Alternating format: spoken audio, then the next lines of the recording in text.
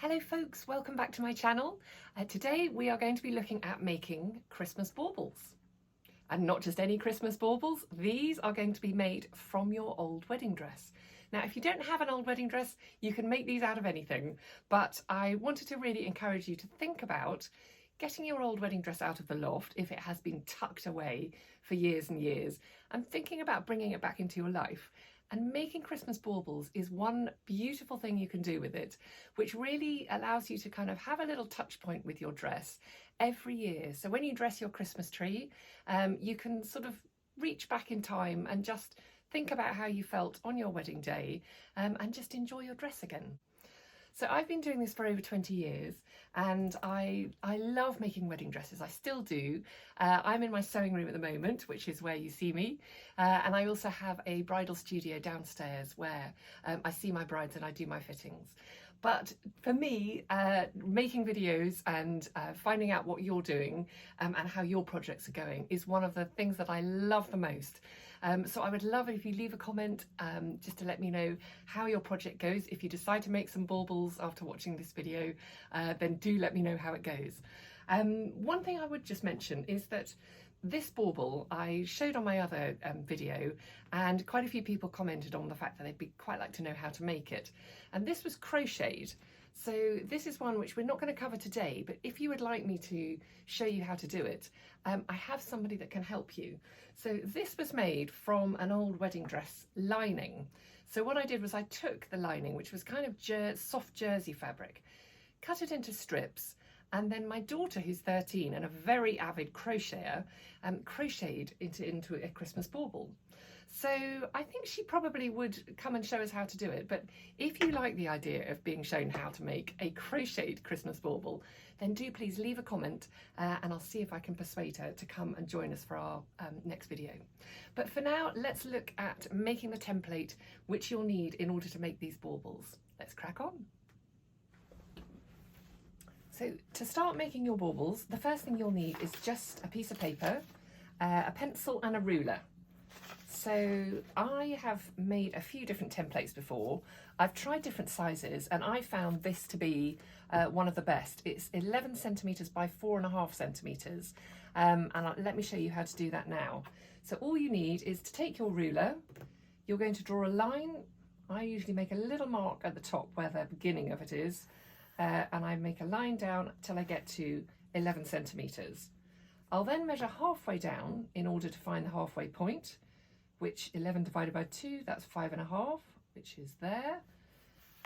And then for my 4.5 across, I know that 4.5 is, what's that, 2.25 centimetres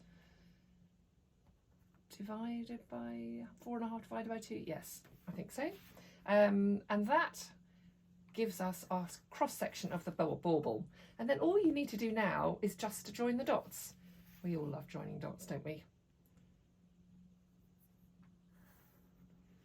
So if you want to make a bauble that's bigger, then by all means just make a bigger size. You could draw around this bauble template and just add an extra centimetre. Personally, I kind of find because of the way we're going to make these baubles, there is a limit to how big you can make them without them sort of weighing themselves down. So I would recommend starting with this and just cutting yourself a basic template. Once I've done this, because I don't want a geometric bauble, I want something that's a little bit softer and a bit rounder. I'm just going to flesh out the sides of these just roughly. Doesn't have to be super accurate. This is one really nice thing about doing this kind of project is we're not looking for perfection. You're not, you know, there's no pressure to create, design a bauble. Just kind of have some fun and give it a try. So I'm now going to cut this out. Just make sure I pick up my paper cutting scissors and not my dressmaking scissors. I'm sure you've probably heard that you should never cut paper with the scissors that you use for your dressmaking. Believe me, I've done it myself, and you end up having to buy another pair of scissors. No amount of sharpening ever seems to bring them back. So once you've cut around it, which only takes a minute, I'm just using printer paper. You really don't need anything too sturdy. In some ways it's actually quite nice if it's a bit flexible. Right, Right, we've got our pattern. I actually turn it over to avoid the crosses and just not get distracted. And I'm going to just draw myself a little seam allowance. So this is only tiny, it's about 1/2 centimetre, and that's going to be my stitch line for each panel. Now I'm not going to transfer this seam allowance onto the pattern itself, but I find having it there is just a useful reminder that that's the cut line and that's the line that I'm going to be stitching around. Now it might be that you fancy making a different shape. You might not want to make one of these baubles, in which case I'm going to do a few more videos with different shapes. Sometimes people make them with Christmas tree, it's kind of cut out Christmas trees, which can look very nice. I've made a few, they were actually lavender hearts, but it struck me that I could probably scale this pattern down and they'd make rather beautiful hearts for a Christmas tree. But for the moment, let's stick with this paper pattern. The next stage is to get your fabric. So I'm going to show you a number of different fabrics that you can use for your Christmas bauble. This is a pile of fabric that was left over from one of the wedding dresses that I dismantled and made into some other garments. When you look at your wedding dress or whatever garment you're using, it's quite a good idea to just rifle through all of the layers and see what there is, because it might surprise you. In this instance, it was a lace wedding dress with a satin lining, so the lace goes over the satin, which looks very pretty and it slightly shines through. But I realised that the other side, this is actually a satin back crepe fabric, the other side is also very nice. It's not shiny, but I quite like the fact that it's plain. So in this instance, I'd quite like to make a bauble that has alternate panels of lace over satin with the plain. Now, one thing that you'll notice from this is it is quite flimsy. So this is a sort of fabric that really you're going to have to interface it. You can get iron-on interfacing, and this is some. I'll leave the description for all these bits in the notes below. But this is just a very simple iron-on interfacing, which will just help make each panel a little bit more sturdy. If it's all slipping around all over the place, it makes it very difficult to control. But it is an idea to just spend a little bit of time preparing your fabric. When I make wedding dresses, I spend a huge amount of time just preparing, making sure the fabric is straight, it's flat, and it's ready for me to lay my pattern pieces on. And the more time you sort of spend preparing it, the better the result you get. So let's go over to the ironing board and get our pieces ready. Right, so here I have the satin that I want to use, which I'm just going to give a very quick iron to. If you're a bit nervous about this and you're not sure what the fabric is, then do use a pressing cloth just to prevent it all turning into a bit of a melted nightmare. Certainly with lace you do need to be very careful. I'm just going to be very quick instead, because actually it's not too creased, and that should be fine. And then this, I'm not going to iron yet, this is my interfacing. So actually I'm going to cut this out. So I'm going to show you how I'm going to do that here. I'm going to take my template. Let me see, that's about like that. I think I'll get 2 of those. I'm going to totally cheat by folding it into a little 4 like that. There we go. And I'm going to be able to cut my template out. This will give me 4 pieces, because I'm going to start by making one of these elongated baubles, 4 pieces of interfacing, which I can just then iron straight onto my fabric. That will stabilise the fabric and make my bauble making a whole lot more simple. Now you probably noticed I wasn't hugely careful with that, because at this stage it's just not going to notice. It's not like making a wedding dress or something that's very kind of high pressure. You really do just want to have fun as you go along and you know, make something which you love. But I think if you try and be sort of too perfectionist about it, you can sort of slightly lose the love of the project. Now I had originally thought I might make some of these panels satin side up and some of them crepe side up, but I think I'm going to make them all satin side up. So I have therefore got the satin side on the bottom and I'm ironing the interfacing onto the top. And I'm just going to run the iron over the top, get it to stick down. You can buy interfacing from any haberdashery. or you might find you've got some stashed away in the cupboard. Quite often when you make a project, it needs iron-on interfacing for collars and cuffs and things like that, and you end up getting quite a lot left over. Right, just give myself a bit of space. So 2 are just going to be plain satin, and then 2 are going to have lace. I want to be able to see roughly where I'm placing the lace. So there are some bits which are really pretty. I quite like to have that flower in the middle of a bauble. So I'm going to cut this out, which is fairly easy to see. Again, doesn't need to be super accurate, but we need to see roughly where we're cutting the lace.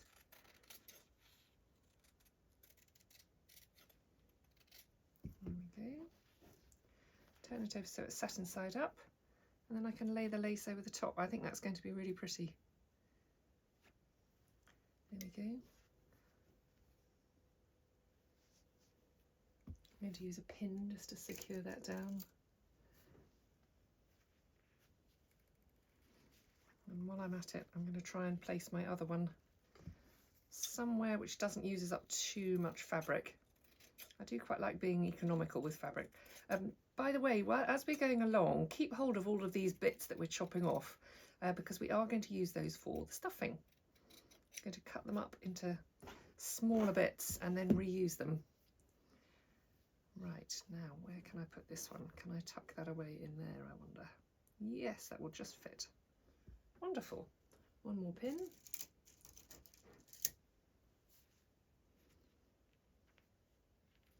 Right, and I'm going to turn that over to make it a little bit easier. I'm actually going to add another pin just to stop it from slipping around too much.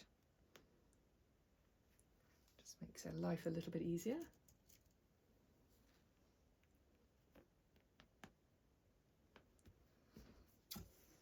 I think it's worth thinking about this project just at a leisurely pace, enjoying the moment. If you are doing something with your old wedding dress, then maybe just spend some time allowing yourself to go down memory lane and enjoy the, you know, enjoy the memories. It's very good for us to remember, just to remember you know, special moments in our lives.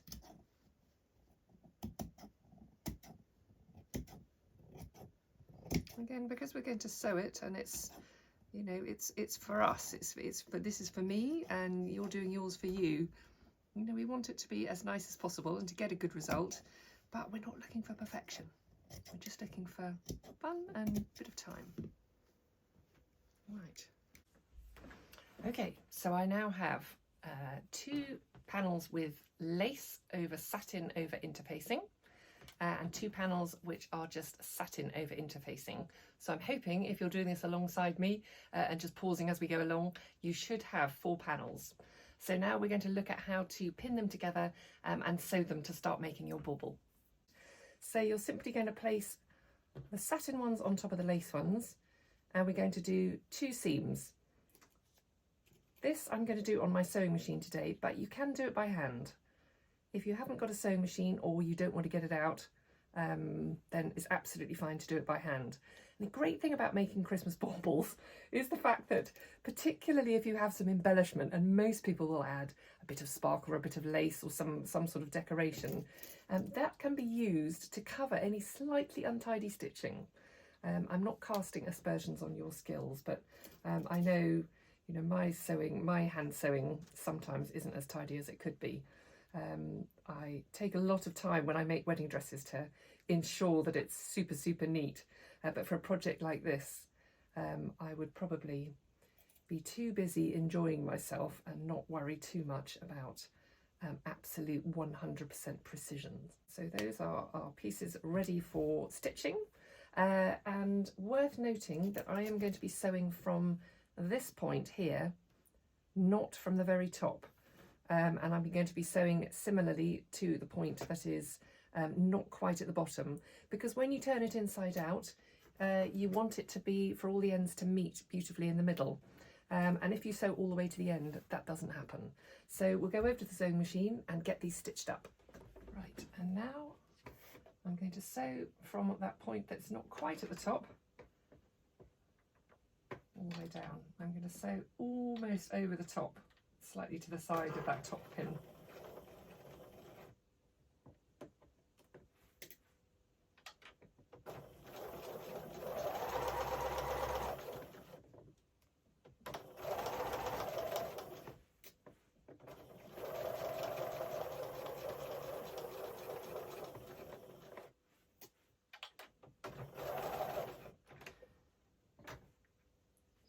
Check to make sure I've got everything in. Yep, that all looks good. Do the same again with this one. Be interested to know what sewing machine you've got. I've got a faff which I have had for many years, and it's done me proud. But my daughter has, oh, I think it might be a brother. Cut off two of these bits. And by the way, keep all these bits as you go along because they are super useful for stuffing. I've got a little stuffing pile that I'm accumulating here. And while we're here with the sewing machine, I'm going to now sew the next two seams, making sure that I've got the right way up. Because I'm going to do a bit of ironing in the minute. There we go. It needs to go like that, doesn't it? So I need to attach that one like that. Oops, missed that one. Right, and now we have pretty much a bauble in the making, which is quite exciting. So I'm going to now come and iron all of these little seams open, and then we're going to go to the next stage. So the next stage is just to iron these seams to make sure that they are nice and tidy. You can use anything. I actually use another bauble just as a sort of it's almost a sort of pressing ham, if you like. I always think that's very funny, but dressmakers have hams in order to help them do shoulder seams and things like that and bust points, but there isn't really a Christmas bauble ham. Maybe I should try and make one, but here I'm just ironing all of those seams just to try and make them as tidy as possible. Again, remember, we're not looking for perfection, we're just looking for, you know, the best result we can get with the fabric we've got, ensuring that we have plenty of fun along the way. Okay, so that's pretty good. I reckon when we turn that inside out, that'll look nice. Yeah, so it just looks a little bit smarter. So the last thing we need to do is to stuff the bauble and put the ribbon on. But before we do that, I find it's quite a good idea to stitch a little bit of seam there and a little bit of seam there. So it's a lot easier, and you only need to sew up a tiny little bit in the middle when you put your stuffing in. But the first thing we'll do before we do that is to put the ribbon on, which I'll show you next. When it comes to the hanging loop for your bauble, you've got a few choices. I've made some where I've used a ribbon like this, which is just sort of leftover ribbon. Very often you get hanging loops from clothing where the clothing you know, comes to the end of its life, but actually there's nothing wrong with a hanging loop because they're generally made out of nylon or polyester, so they're very sturdy. But I've also tried making them out of just leftover embroidery thread. And in my opinion, when you have something on the Christmas tree, what you really want to see is the bauble. You don't necessarily want to see the ribbon. So in some cases, I've found using actual ribbon is just, it's too visible. So my preference is actually to use embroidery thread. And I use whatever I've got left over. At the moment, the last thing I did was white, so white is what I've got left over, which is fairly handy. So I just take a piece, it can be single layer. This is roughly the right length for a bauble. You don't want the thread to be too long. I'm going to cut this and then I'm going to measure it for you, so we've got a rough idea of how long it is. Trusty ruler. Right, so that is 15.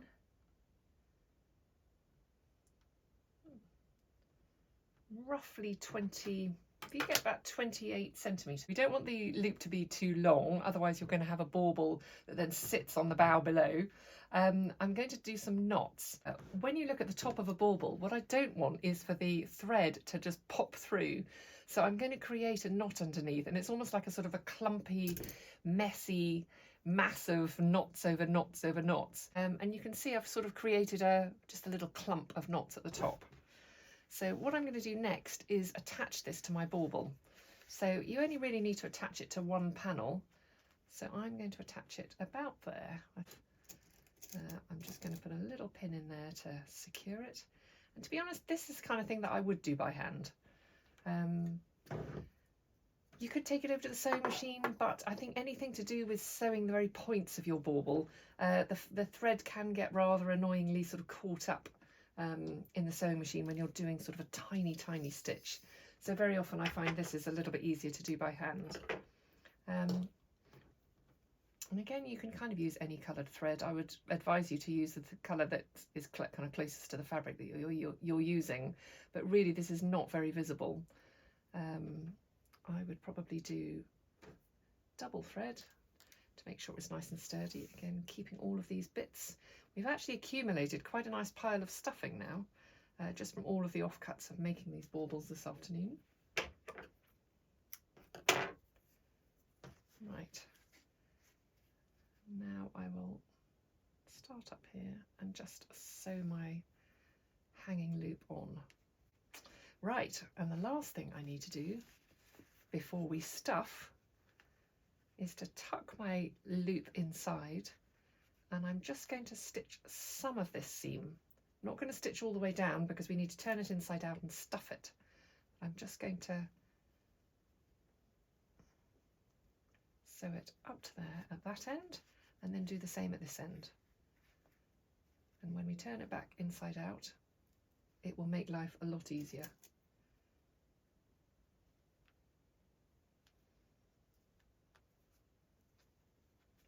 Right, over to the sewing machine again.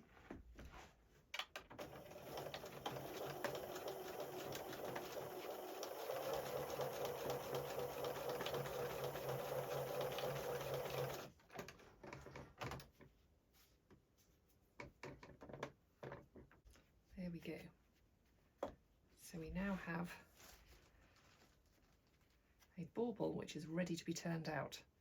So let's just snip off any spare bits, add them to our stuffing pile. We are nearly there. We're nearly at the fun bit where we're going to embellish. Not that all of this hasn't been a fun bit. Right, and we're going to turn this inside out and see whether we need to do another bit of pressing. We might get away without it, but if we have to press it, we will press it. We have a nice bauble that is just now waiting to be stuffed. So all of these bits, when it comes to stuffing, that we've accumulated as leftovers over the course of bauble making, all come into their own now because we are going to use them to stuff the bauble.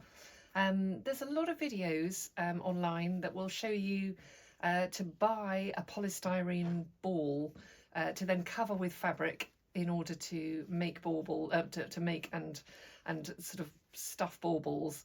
I would just ask you, please, please, please don't do that. Just use leftover bits that you've got at home anyway. Threads, offcuts, have a look on your sewing machine floor. Quite possibly you're going to find an awful lot of fluff and offcuts and things which are absolutely perfect for something like this. But it just means we're not, buying more and more and more plastic stuff that we don't really need. It's, this works just as well, and the bauble is so small it doesn't matter that it's there's probably a little bit of extra weight in all these bits than there would be in a polystyrene ball. It still will work just as well.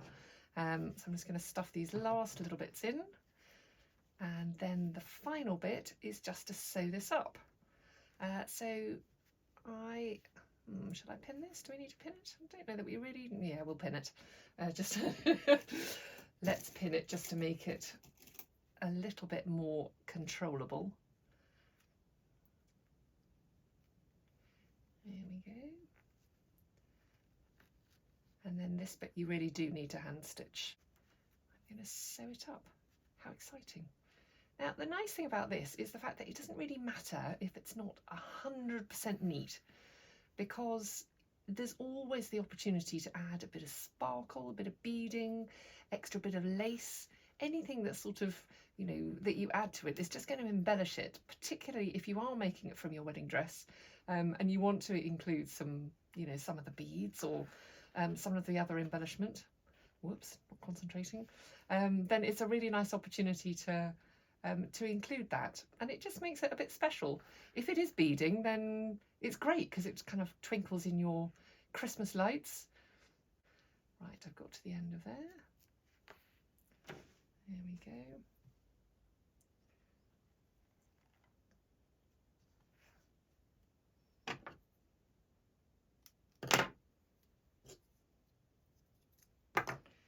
Let's snip off a few threads. Any more for any more? I think that's good. So here we have our Christmas bauble. How exciting, we're virtually there. Give her a little squidge if you want her to kind of even herself up a little bit. And now your choices are, you could simply leave that and hang it on your tree. You could press over the seams to make it a little bit tidier. We could add some little tassely bits on the bottom. And if there are any little bits of stitching that you think aren't terribly neat, grab a little bit more of the lace, or I've still got a little bit here, and maybe just cut out, you know, a tiny leaf or a petal or something that is a little bit of beauty that you can just add to your bauble. A little bit that I had left over, this was like a little pair of leaves, which was, you could put some lace on the satin bits. That would look rather pretty, wouldn't it? But the last thing I would quite like to do is just to add some tassely bits on the bottom. So I want to show you how to do that, and that will be our last thing. And kind of what we're aiming for is something quite fun like that. Just a little something that's dangly on the bottom. I quite like doing just a few of them, so not just one, but doing 2 or 3. So the method I found that works quite well is to have a fish around. You might have some old jewellery, you might have beads in your cupboard. Quite often if you have a beaded dress, then they give you a little packet of spare beads just in case any of them fall off. So have a rummage in your cupboard and you might find, in with a button drawer, you might find unexpectedly there are quite a few beads. So what I'm going to do is snip off a couple of beads. Here's just one pearl. This was just an old bit of bridal belt which I happen to have left over. It's not long enough to go round somebody as a belt, but I knew it was going to come in handy at some point. So what I've done is taken one little pearl and I'm going to make myself a sort of stopper to go on the bottom of my frondy bit. So I've put the thread through the pearl and now I'm just going to do a couple of knots. I am sure any jewellery makers amongst you would probably have better ways of doing this, but for me this does work, and it just makes the frondy bit at the bottom of your bauble nice and secure. So there I've got the pearl, and I've done just several knots which I'm just going to trim off so it doesn't stick out and look too visible. So on top of that I'm now going to put my main feature bauble, and I fancy one of these rather big ones. So I'm going to stick my needle through there, and there we are. That is the starter of your bauble tassel. These are just old bits of sequins and beads which if they are just kind of left over from wedding dresses, then I just kind of keep them all in a jar, and I'm just going to take a little selection of them and just stack them onto the bottom of my bauble, alternated with, I've got a few little beads here, some sequins, maybe another pearl, why not? Let's see how that looks.